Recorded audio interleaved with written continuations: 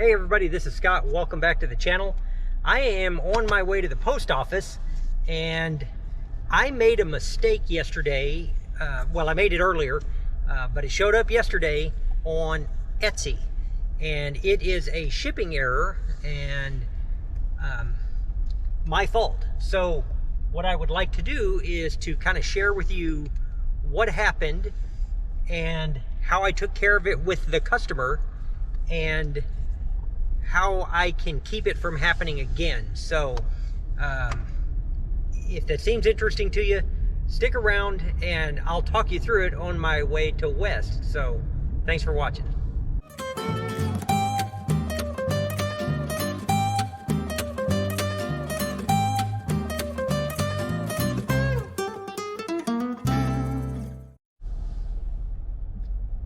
Okay, so what happened is I sold a vintage Christmas ornament. It's a little wooden thing that had several parts. They're very rare, very hard to get one where the paint is any good at all.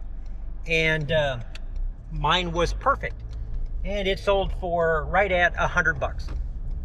And in the US, it weighed just a few ounces.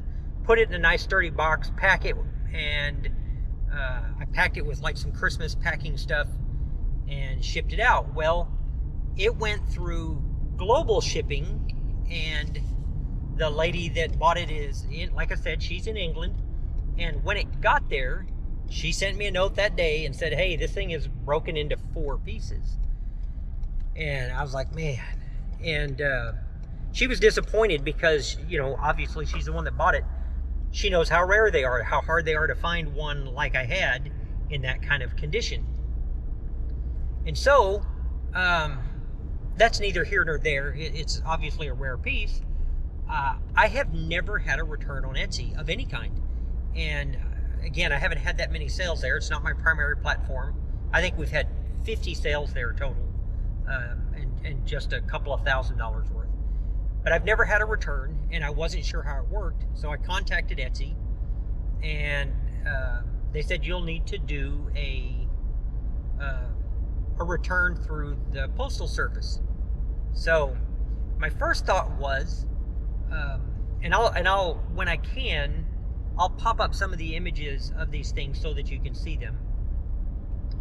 My first thought was, since it went through Etsy, if you're familiar with eBay, if you use their global shipping program and there's a problem after it leaves their facility, you're done. There's nothing more for you to do. It doesn't work that way at all on Etsy.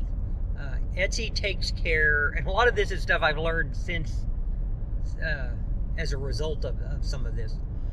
And so on Etsy, when you ship globally, it fills out the custom stuff for you on your tag, but they're not redoing anything. They're shipping it straight on. And so this brings me to a couple of mistakes.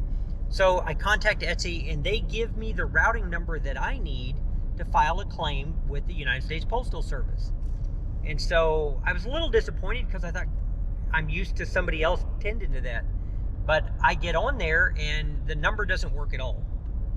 I contact Etsy back and they're like, it should, you should be covered.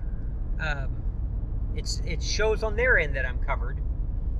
And so this goes on all day. And keep in mind, I have a customer in England who is out $100 plus with shipping fees and all of that. It ended up being $148.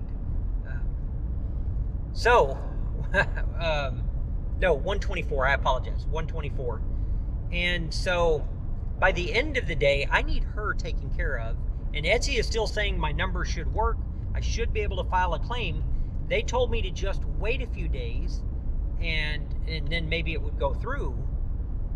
And they said, don't refund her until you do that because you'll lose some of the information that you need. Well, come the end of the day, I want to take care of the customer. That's as much me as it is anything. I don't like to have an outstanding debt. Whether that debt is because I owe somebody a little bit of a return or anything. I don't do any debt. I don't sleep well with it. So that evening I went ahead and refunded her. She was, and fortunately throughout all of this, the customer could not be any nicer. Disappointed that she doesn't have the ornament in perfect condition, but super nice. As I do a little bit more research and I'm entering the number that I have into the United States Postal System, it turns out the reason none of it is working is because I have no insurance of any kind whatsoever. And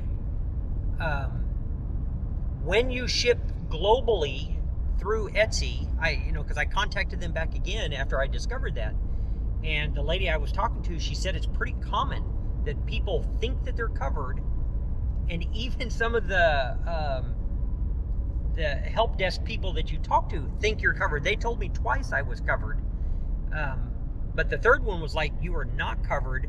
There is a small place when, even after the customer is paid and everything, if the seller wants to add insurance, that is a completely separate step. And I didn't know that. Me not knowing that is not Etsy's fault. That's my fault. As a seller, it's my responsibility to make sure that I understand the platform that I'm working on.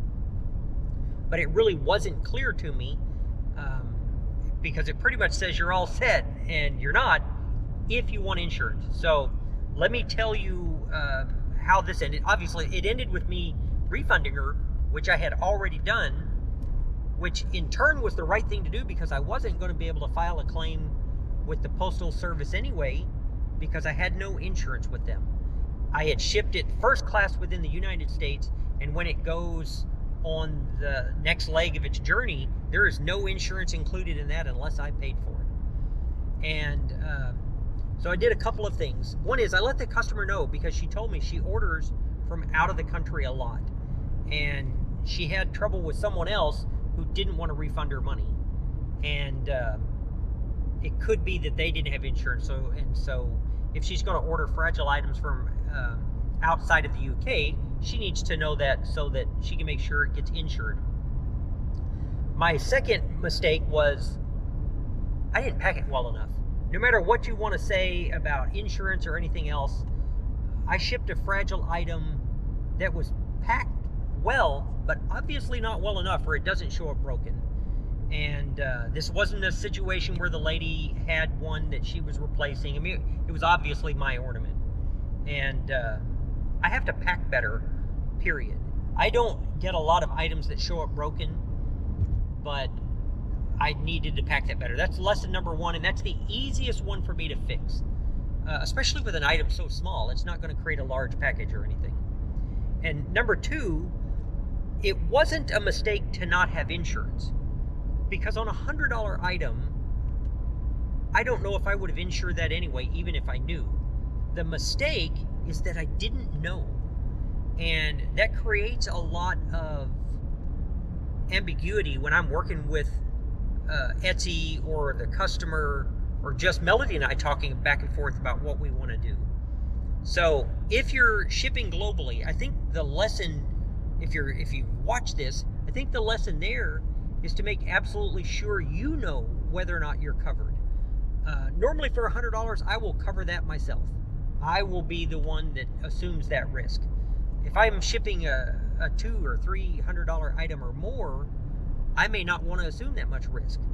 And the fact that I thought I was covered concerns me, and contacting Etsy didn't necessarily yield somebody right away that would also know, which could have kept my customer. If I'd followed what eBay was telling me initially, she could have waited for a refund for several days.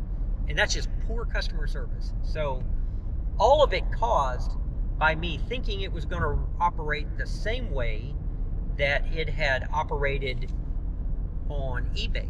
And that's just not good enough. So big lesson. I refunded her. I'm out the money, which, like I say, I'm not sure I would have insured that anyway.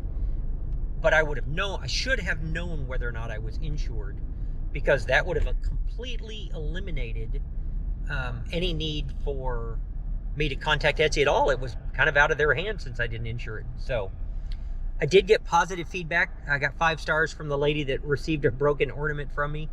And eventually I'm going to get poor feedback from somebody that I don't feel like I deserve it. On this one, I probably would have deserved lesser stars, but I tried to take care of it. So just make sure you're familiar with the platform you're using. By the way, I am in a rural area. Let me show you where I'm at, in case you're wondering what I'm doing talking to you. I am waiting. I'm waiting for the pilot car for the road work they're doing back here, so I'm just parked. So that's kind of it for me. This was a real learning lesson. Fortunately, not a terribly expensive one. You know, it doesn't clobber me. I hate losing any money, even if it's only $100, but it doesn't just clobber me. And I will absolutely know the next time that I'm shipping on there that if I don't, and I don't know exactly where that box is, but I will go in and add insurance if I feel like it's necessary.